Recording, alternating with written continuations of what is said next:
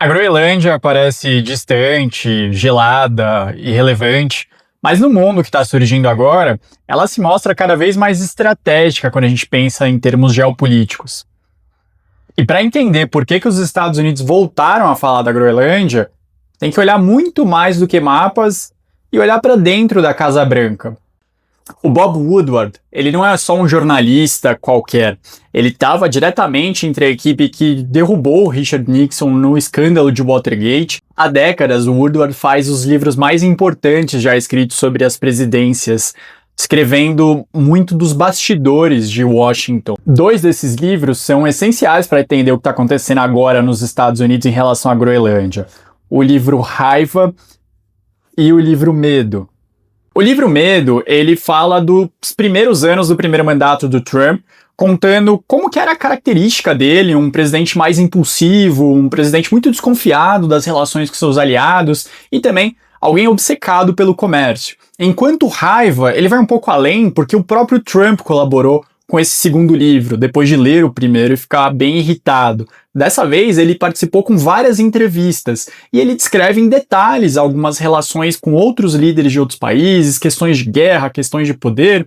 E justamente a riqueza desse livro é que o escritor ele não faz uma opinião sobre o que acontece no primeiro mandato, ele traz os bastidores. E o mais interessante para você e para sua empresa é que ele ajuda a entender como que é o processo interno, como que as decisões estratégicas na cabeça do Trump acontecem.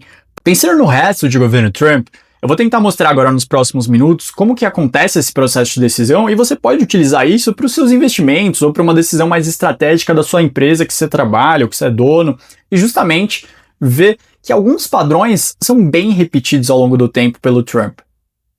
A Groenlândia, ela entra no xadrez global com o degelo do Ártico e isso, segundo as principais estimativas, devem reduzir cerca de 30%, mas com certeza alguns dias a menos nas principais rotas marítimas comerciais que ligam a costa leste dos Estados Unidos até a Ásia e boa parte da Europa até a Ásia, saindo de alguns gargalos que a gente tem hoje no mapa mundi, como Malaca e o Panamá. Então, diante disso, você já tem um primeiro interesse que também foi acompanhado por algo mais militar, mais geopolítico. Com o tempo, quando a gente coloca dentro desse tema Estados Unidos, Europa, Rússia e China um pouco mais à distância. Não é só sobre comércio, acaba sendo sobre logística militar, controle naval e principalmente projeção de poder. No livro Medo, o Woodward mostra que o Trump ele considera os déficits algo pessoal. Isso é bem recorrente durante as interações do Trump nos livros. Ele considera que os países estão roubando, essas são as palavras que ele usa, os Estados Unidos e ele mesmo. O Gary Cohn, um dos nomes mais respeitados economicamente, que fez parte do seu primeiro gabinete, ele fala para o Trump que não tem problema você ter esse déficit comercial com um outro país, mas o Trump refuta que ele pensou isso por 30 anos e ele não quer mais saber, e ele encerrava a discussão. Para o Trump, o déficit não era uma estatística, era uma humilhação. E agora vem a conexão com a Groenlândia. No livro, o Woodward capta isso perfeitamente em trecho. O Trump vê os déficits com China, México, como roubo pessoal. 500 bilhões por ano perdidos, renegociar já com México, China e Japão. Ele rabiscava que comércio é ruim nas margens dos seus discursos. É a mesma lógica de frustração com o Nobel da Paz do ano passado, que ele repete em todos os discursos que ele perdeu, mesmo encerrando várias guerras. O Trump, ele olha para trás e vê que o ex-presidente Barack Obama ganhou o Nobel da Paz e ele considera que ele é maior, ele é o melhor presidente da história dos Estados Unidos e por isso ele deveria ganhar também. Quando o Trump mostra como que foi a captura do Nicolás Maduro, ele replicou a cena que o Obama, no passado, publicou quando eles captaram o Osama Bin Laden. Ou seja, ele faz comparações a nível pessoal para tentar mostrar essa parte de poder interna dele. Ele considera que o Nobel da Paz foi um prestígio roubado pessoalmente do Trump. Por isso, quando ele fala em comprar a Groenlândia e a Dinamarca rejeita, a OTAN levanta a voz e envia tropas, ele considera isso uma atitude contra ele próprio. Ele não tem aquele padrão histórico de presidentes americanos que pensam institucionalmente qual que é o impacto que os Estados Unidos fazer algo vai ter no mundo. Não, o Trump pensa como isso vai me afetar, por que que eu tenho que fazer isso vai me beneficiar, isso vai me prejudicar. Ele pensa muito na sua própria imagem ao comandar os Estados Unidos. Woodward descreve um episódio bem revelador sobre a relação dos Estados Unidos com outros países. O Trump ele queria retirar os Estados Unidos de acordos com a Coreia do Sul, e o Gary Cohn chega a roubar um documento da mesa do presidente para que ele esquecesse que ele ia assinar essa decisão. O medo não era só comercial, era estratégico, porque enfraquecer sistemas de inteligência que detectam mísseis norte-coreanos em 7 segundos seria bem perigoso no longo prazo para os Estados Unidos. Para o Trump, as alianças eram um custo pessoal, enquanto para os militares elas eram um escudo realmente para os Estados Unidos. Tem uma cena bem emblemática no livro Medo, em que 2 assessores explicam para o Trump o que acontece com a ordem internacional, e ela vai te soar um pouco familiar com o momento de agora. O Mattis e o Tillerson, eles explicam que a ordem internacional, baseada em regras, é o grande presente da geração da Segunda Guerra Mundial, que ela manteve a paz por 70 anos. E o Trump responde que é besteira. Veja que esse choque ele é bem semelhante com a situação agora da Groenlândia.